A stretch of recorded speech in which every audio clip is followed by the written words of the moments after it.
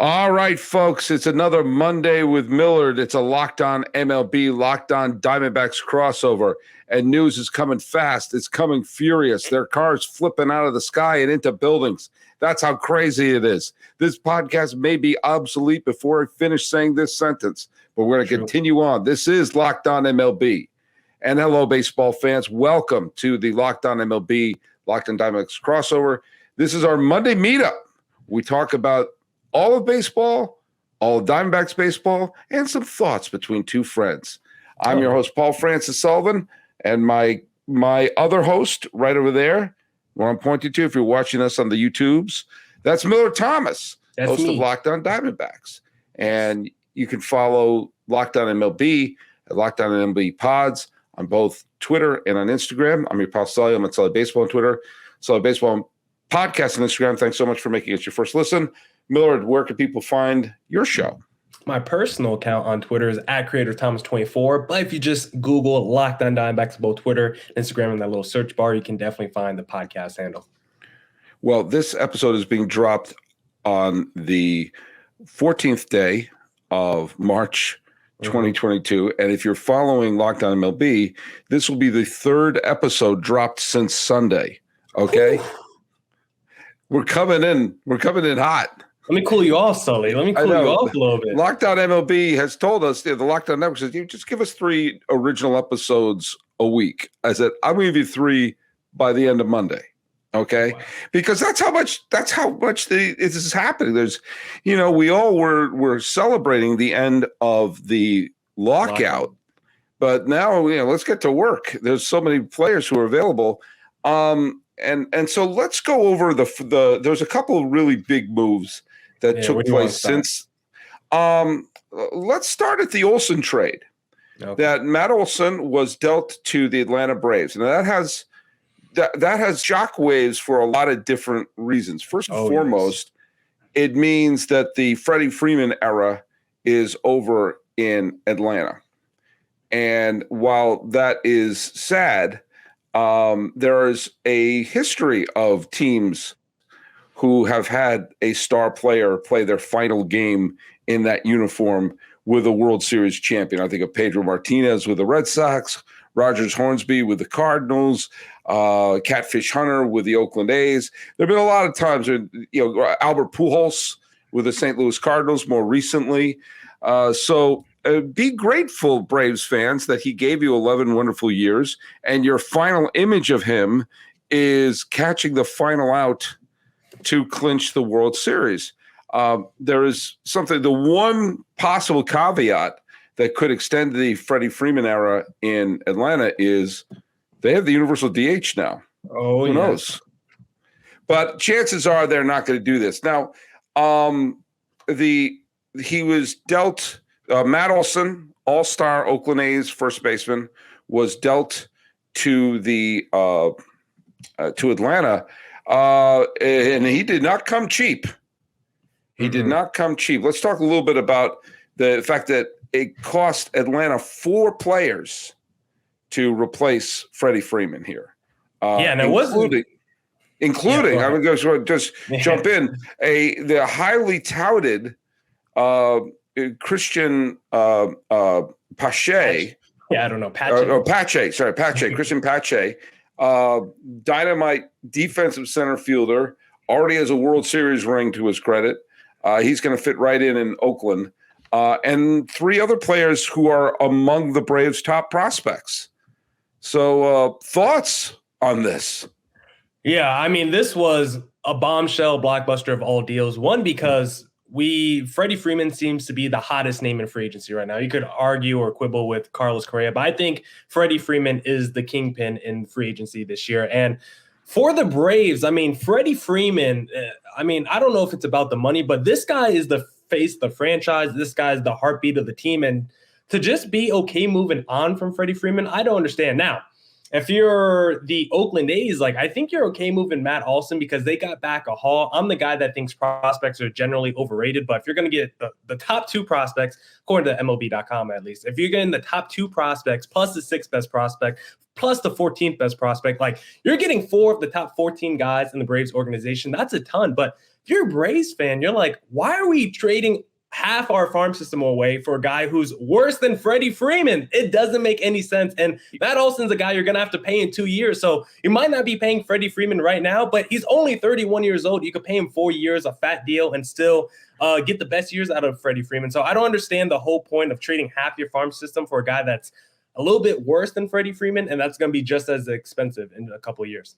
And this is, by the way, not a knock on Matt Olson, who's a fine player. Very good. But the fact that you took the words right out of my mouth, that, again, this is not knocking. Everyone who thinks I'm on the verge of knocking Matt Olson, I am not.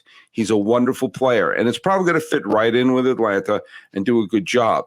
First base strikes me as a pretty easy position to fill. There are always a lot of first basemen. Those are third basemen who break down and could move over to first base. Anthony Rizzo and Kyle Schwarber, not that Schwarber is a great defensive first baseman, but Anthony Rizzo is available. And, is Olson better than Rizzo? Yes, but Rizzo would only cost him money and not a huge deal, and certainly not cost them 4 of their best young players. Again, you and I have talked about this, that prospects can be overrated. They're frequently overrated. Ladies and gentlemen, what would Gary Sanchez have gotten just a few years ago if they put him on when he was like, they were already making a monument for him to put out in center field at Yankee Stadium. And then now he's like unceremoniously dumped. But the A's got 4 prospects for a first baseman. And for a team that's rebuilding, one of the things that we did learn from how the successful rebuilds that Chicago, the Cubs had, and that Houston had, is a lot of times you trade for quantity as well. You try to get as many human beings just shoved into your system as possible, and some of those players will pan out, and some of them will just give them depth, and some of them might become trade chips. But if I'm the A's, if I'm an A's fan, I'm frustrated that the team is waving the white flag. But you can't ask for a better trade than this, because a couple of players they got have major league experience. Pache has a ring. Yeah, if you're the A's, you're like, this falls right along with what we normally do, which is the whole money ball scheme where we don't have to pay players. So if you're going to trade one of your best players, it's a great haul to get back. And from the Braves' perspective, I mean, if you're looking at the numbers, I think Olson's like 90% of Freddie Freeman. But if you're one of those people that really heavily weigh WAR, he had a WAR that was 1 win better than Freddie Freeman. So according to WAR, he gives you more wins on an average basis than Freddie Freeman, even though I don't necessarily believe in WAR. I think Freddie Freeman is the better player. But you also have to take into account, I don't think people really care about playoffs as much in terms of these evaluation of players. And Freddie Freeman was just a big-time playoff performer. The dude was super clutch for the Braves. My homie, he used to bet on Freddie Freeman to get a hit every postseason game, and he just rode him through the whole playoffs and made so much money off of him. So I don't think we take playoffs and clutchness and big game intangibles into account when we're looking at these player evaluations. And Freddie Freeman, he's as clutch as any guy in the league. Well, yeah, and he was the face of the franchise. But as I mentioned before, so was Albert Pujols, and the Cardinals moved on, and so was Pedro Martinez, and the Red Sox moved on. I mean, there are many, many instances you can go down where the final image of a player for your team is in the World Series. And, and I also firmly believe, especially in this age of free agency, that you realistically can't ask for more than 10 years from one of your players. Like he gave them over 11 seasons, and some of them at an MVP clip, and he leaves as a World Series champion. And so, if you're a Braves fan, you're sad to see him go, but you should also be grateful that you got his entire prime, including his, as I scratch my nose in honor of Freddie Freeman. But here's the deal though. The thing that also strikes me as odd about this trade is that this strikes me as the kind of move a team makes after they lose their star. Yeah. Like when St. Louis lost Pujols to Anaheim, then they turned around and signed Carlos Beltran. And that was that actually wound up working out well for him because Beltran had a couple of fine seasons for him. And they actually got back to the World. They got back to the World Series in 2 years, and the Angels did not. But the fact of the matter is that this felt like the kind of move that would be made after Freddie Freeman signed with Los Angeles or New York or Chicago or whichever team he was going to sign with. And instead, it's like, oh, he's still out there. Yeah. You know, so now this brings up, you know, as we finish up this first segment, where do you think he's going? Because I actually thought he was going back to the Braves. I thought he was going to be that the Braves were going to say basically what you and I thought, which was this is only going to cost us money. And Freeman is as good as Olson, and he means more to the Braves than any other organization. Let's work this out. So I'm really surprised that's not going to happen. Where do you think he's going to wind up? Yeah, that was a good point you made that the Braves did this before Freeman even signed, because I don't know how much you follow like the NFL offseason, but we just saw this for the listeners out there, we just saw this in the NFL. The Broncos were a team that was really in on Aaron Rodgers, but once he re-signed with the Packers, they immediately traded for Russell Wilson as their contingency plan. But for the Braves, they basically, plan A, it seemed like, was Matt Olson, because Freddie Freeman is still out there, and you asked me, where do I think he's going next? I mean, it feels like the premium was maybe too high. The price tag was too high for Freddie Freeman, so the Braves decided to just step out of the bidding race, but they still had to pay a premium for Matt Olson and, you know, the Hall of Prospects they gave up. Yeah.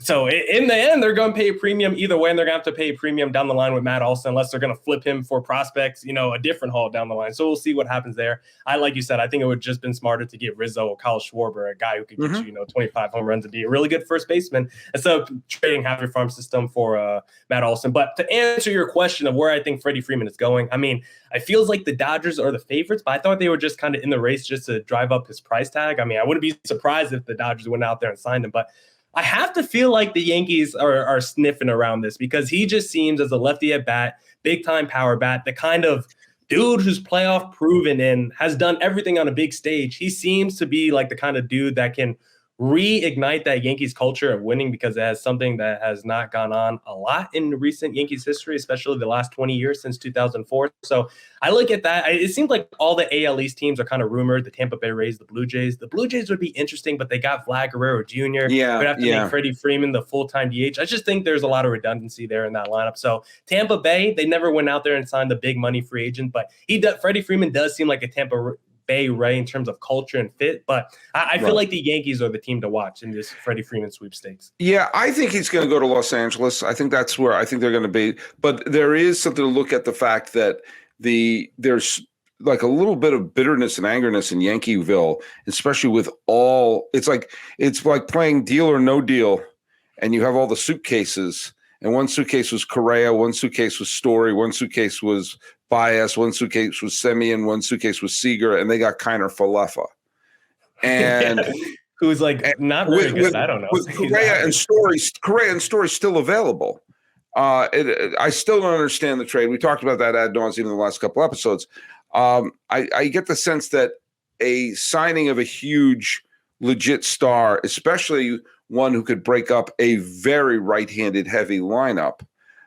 Imagine having Judge, Freeman, Stanton in the middle of that lineup, and that may take pressure off of Gallo, who had a disastrous half season with the Yankees. I mean, again, I'm praising Rizzo left and right. Rizzo fit in perfectly with the Yankees. And I'm kind of surprised they haven't re-signed him, but I think the Yankees are as likely as any team. I think Los Angeles is going to be the team that ultimately signs him. But that's, we don't know yet. We don't know, and we don't know. But hey, you talked about the Broncos scrambling to get a quarterback. Well, one person who briefly was the quarterback of the Broncos was Tim Tebow.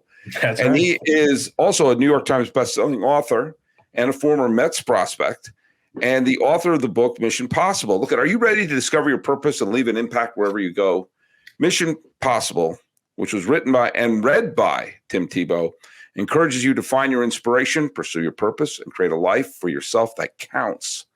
Ignite a spark in your life through this inspirational listen. Mission Possible by Tim Tebow is available wherever audiobooks are sold.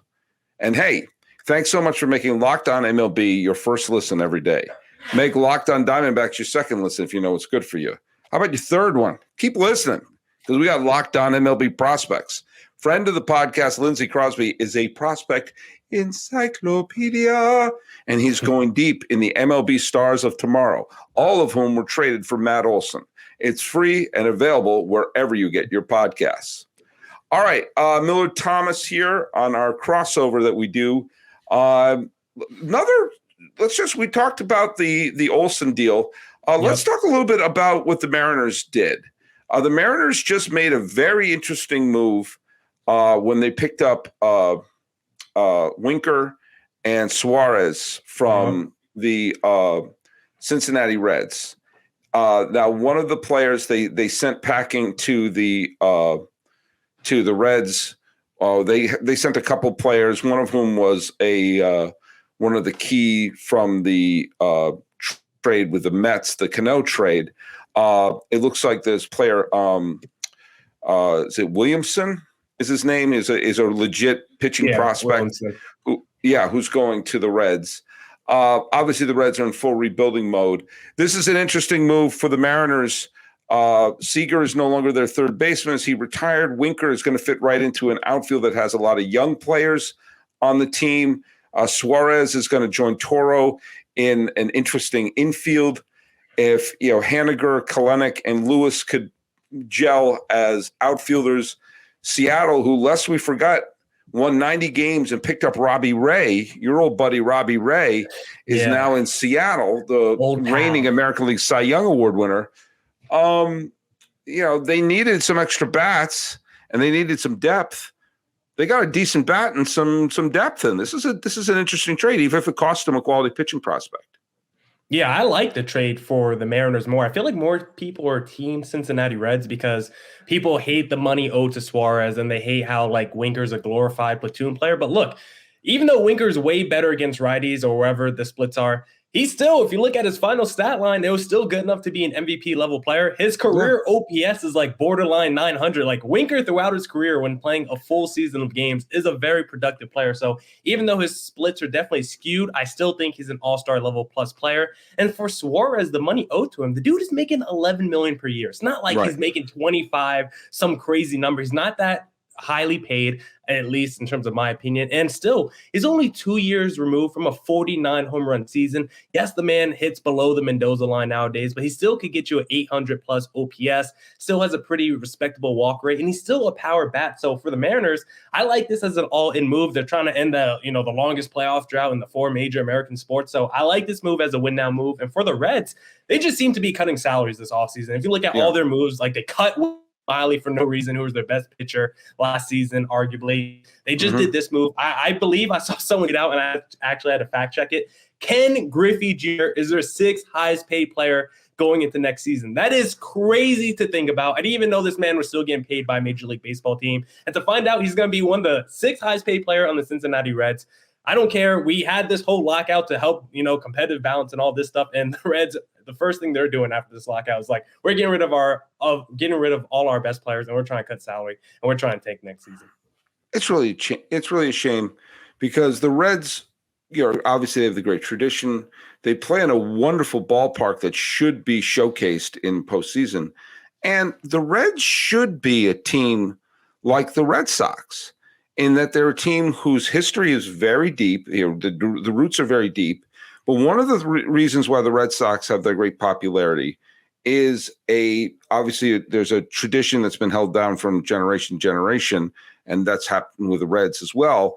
But there are a bunch. There's obviously Boston, but there's all these other cities in New England who gravitate as Red Sox cities, whether it's Hartford, Worcester, Portland, Maine, all the cities in Vermont, all the cities in New Hampshire. And you can look at the Reds and see Louisville, Frankfurt, Canton, Columbus, all these areas in Kentucky, Indiana, should be going into Indianapolis, that you should have this regional pull from all of these smaller cities, but some of those are, Columbus is not a small city, and Louisville is not necessarily a small city. These should all be Reds cities, and they should have that kind of regional pull. And you have a Hall of Famer in Joey Votto at the center of this, and they've not been able to seem to be able to tap into that. And I think no small part of it is every time they put together a halfway decent team, since the 2010s, when they went on a nice run, the 2010s, and they got to within one Scott Rowland ball hooking foul away from going to the National League Championship Series. They've not been able to get their act together, and they played in the the extended playoffs in 2020. But the Reds should be a beloved team with a giant region to pull from, and it's a shame that they're in constant rebuilding mode. Yeah, and it doesn't seem like it's going to change anytime soon, because if you look at that roster right now, there's already been a whole bunch of rumors around Luis Castillo and players like that. And we already saw trade one starter. I already forgot, but Sonny Gray, moved. Yeah, he was moved earlier in the week. So I think this is going to be a team that kind of blows it up going into the near future. Like Joey Votto, that's someone in his late 30s coming off a resurgent season. I have wondered and questioned, how he was able to have that resurgence and power a little bit. He was like a 10 home run guy. I don't know what you're saying. I don't know what you're saying. I don't know I'm not saying anything. I'm not saying anything, Sully. I'm just saying look at the numbers. But yeah, the Reds are a team that looks like they're about to build up, because I don't know exactly what their direction is outside of just trying to acquire prospects at this point of their franchise's history. So we'll see what happens with the Reds, but it definitely seems like they're trying to get on that Pittsburgh Pirates and Baltimore Orioles level entering. And it's a shame. And think about it, those are three of the best teams of the 1970s, like three powerhouses of the 1970s, were the Royals, not the Royals, the Reds, the Pirates, and Baltimore. Yeah, I watched a lot of 70s games. Those are great times back then. I love 70s baseball. Look, you know what you should watch? There's a lot of those games. I mean, again, I'm in the middle of this writing project where I'm watching so many of the games from that era. But like, it's fast paced. Like the games are like 2 hours and 15 minutes, and there's steals. It's fast paced baseball and star studded. It's really pretty amazing in an era which, while it was happening, people were saying, man, baseball is just not as good as it used to be. And then you look at it, this is pretty amazing. But everyone always says the era they're watching is not as good as it used to be. I bet there was someone who said, Willie Mays, I don't know. He's not, he's no Joe DiMaggio. But yeah, baseball might be the only sport where that statement is true, where it's actually better, if you go back further into baseball history than it is right now. Basketball, football, I argue this generation's better, but baseball might be the only sport where it's like, kind of like watching the old game a little bit better than this 3 true outcome game. Well, the 3 true outcomes, they're the 3 most boring outcomes when you think about it. A strikeout, you walk off. A walk, you just walk. And while home runs are great, to me, I think I said this to you, I think the most exciting play in baseball is the inside the park home run. Mm-hmm. I love triples. I love people going from first to third. I love there being action on the field. When a ball clears the wall, you cheer, but then everyone just sort of trots home. I'm like, I like when a bases clearing triple, to me, is like the most exciting play you can have. There's a wonderful play in a playoff game in 1995, the one-game playoff between the Angels and the Mariners. And it was a very close – the final score was 9-1. So if you took a glimpse, you would say, oh, the Mariners blew the door off the dump. But it was actually 1-0 in the 7th. It was a tight game until the 7th. And they loaded the bases, and the Mariners had stars and studs in their lineup. But it was Luis Sojo, of all people, later a Yankee, who hit a ball down the right field line, and it cleared the bases, and the ball went wide of the catcher, and Sojo scored. So it was the equivalent of an inside the park grand slam that essentially sealed the West for the Mariners. And I'll never forget John Miller calling the game, and his voice kept raising with each run, like Blowers has scored, Tito Martinez has scored, and they all have scored, and here comes Soho, save! And the place was going bananas. You could see Mark Langston, former Mariner who was pitching for California, having this look on his face, like going, I can't believe we're going to lose this game. I'm pitching the game of my life, and we're going to lose it. And I think that's one of the most exciting plays I've ever seen in my life. And it's because of the action, and it was 2 outs and every runner running. And I love that brand of baseball. And that was taken away during the steroid era because it didn't matter if you stole a base. They just get on. Because when a home run hits, we wanted to be a 3-run home run. That's why walks were so valued. Just get on. Because some guy with horse serum injected into his buttocks is going to come up and check swing a ball into the upper deck. Who gives a damn if you can steal a base? I'm convinced Ricky Henderson would be stealing 25 bases a year if he played right now. Not even that many, probably. Yeah. And I love stolen bases. I love that excitement. And, I think every team is moving towards the 3 sure outcomes, and those slow the game. By their nature, they slow the game down. Yeah, how do we get less stolen bases but more pitch outs? I don't really understand how that math works. How do we have – it just doesn't make any sense to me. So, I totally agree. We need more action on the bases. And look, this is all just little things we can tinker with the game to make it better. It's like popping the hood and making the improvements, kind of like when you use Rock Auto. With the ever-increasing numbers and makes and models, it's impossible.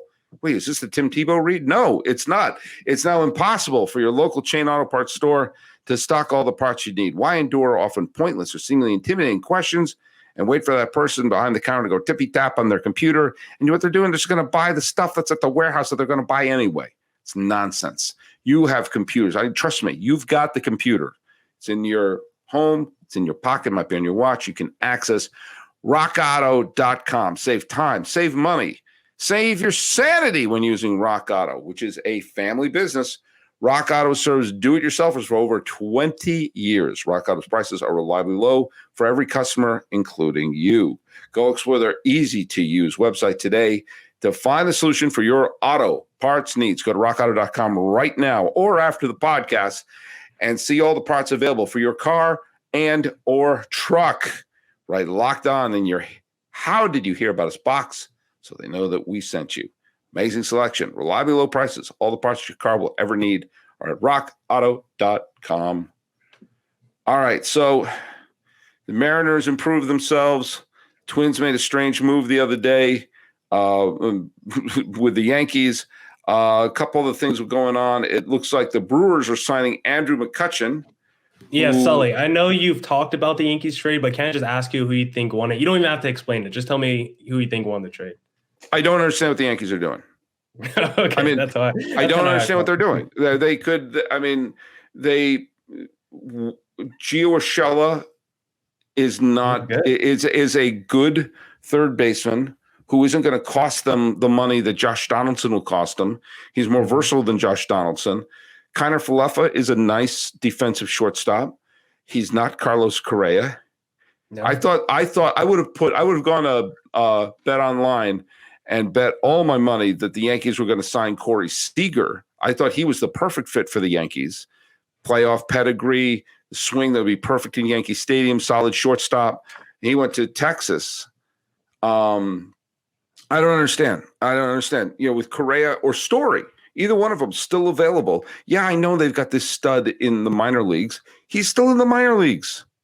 And by the way, lest we forget, tying this back in, the Padres are willing to trade Eric Hosmer and Will Myers for a flat can of Sprite at this point, just to get them off their books.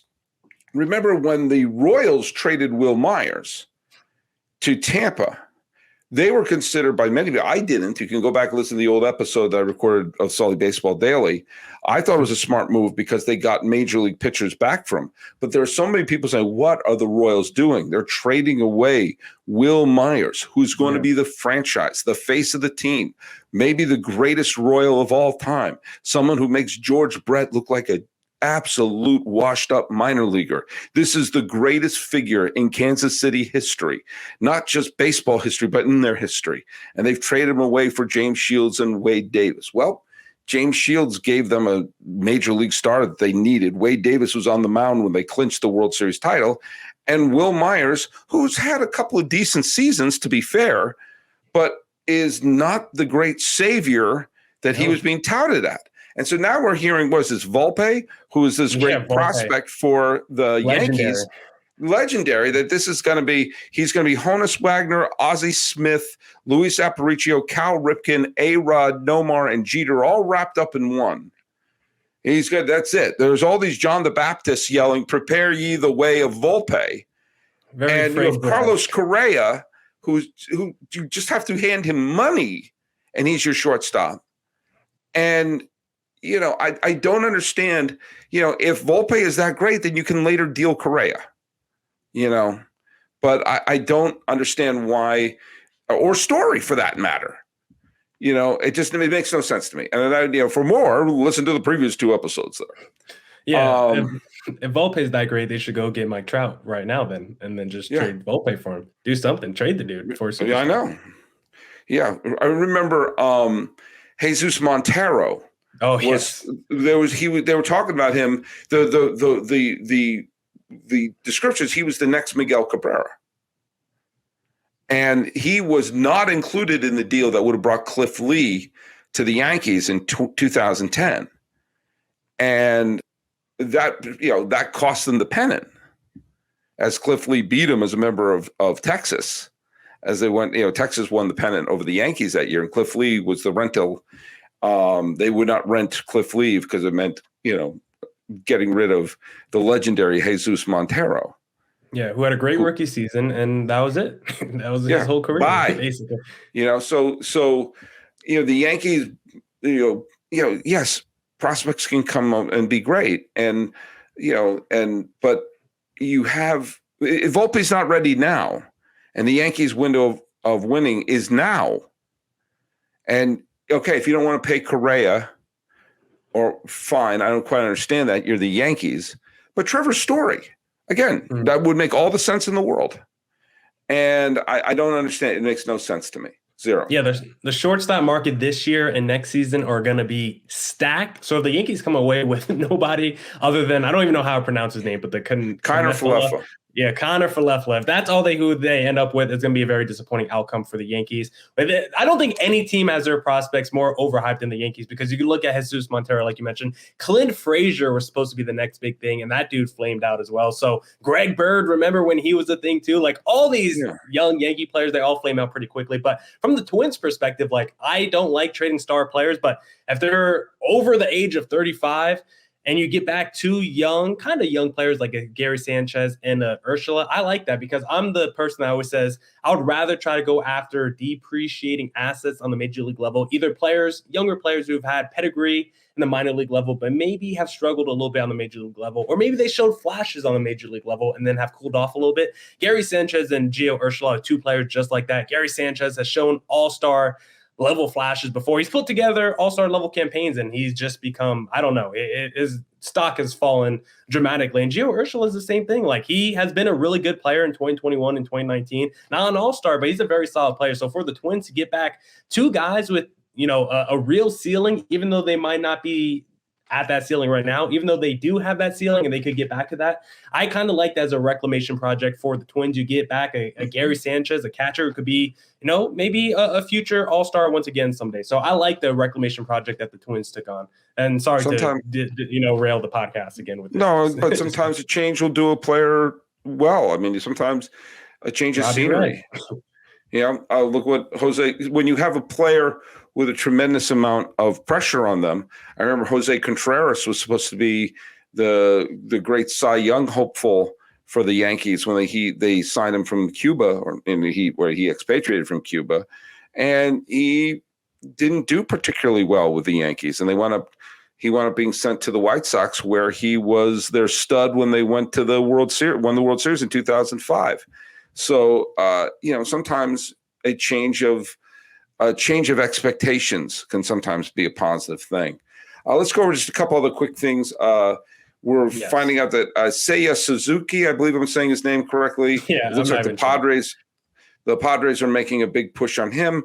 Again, he could turn out to be a wonderful player. He could turn out to flame out, but he's certainly a very talented player who the Padres are hoping to make room for him by getting rid of Will Myers and Eric Hosmer along the way. Milwaukee brought in former MVP Andrew McCutchen. Yep. Which, he's, all right. McCutchen's, Yeah, his best years are behind him, but he still has some pop in his bat. Yeah, he's still popping.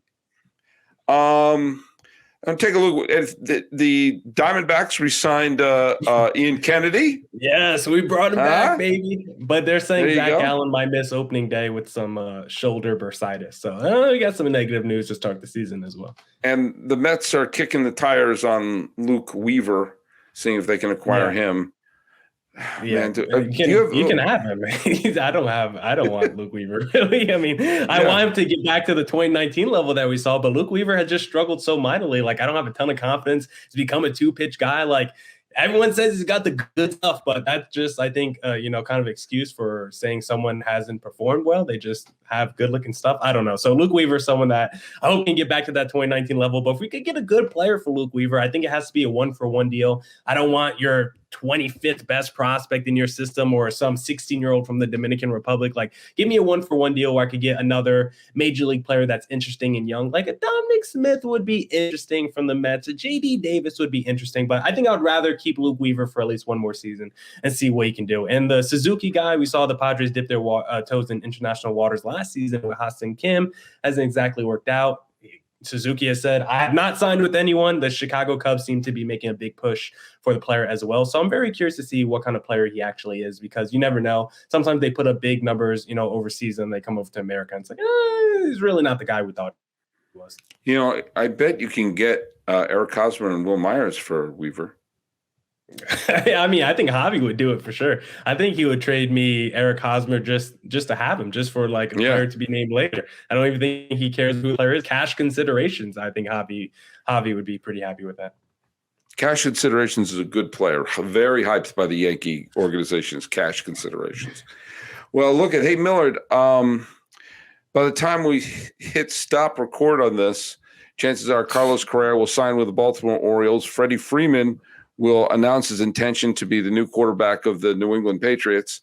And we will see that the Dodgers would have retraded Mookie Betts back to the Red Sox. I think that's all going to happen before we wake up tomorrow. But, hey, Millard, this is our little weekly therapy session that we have together here.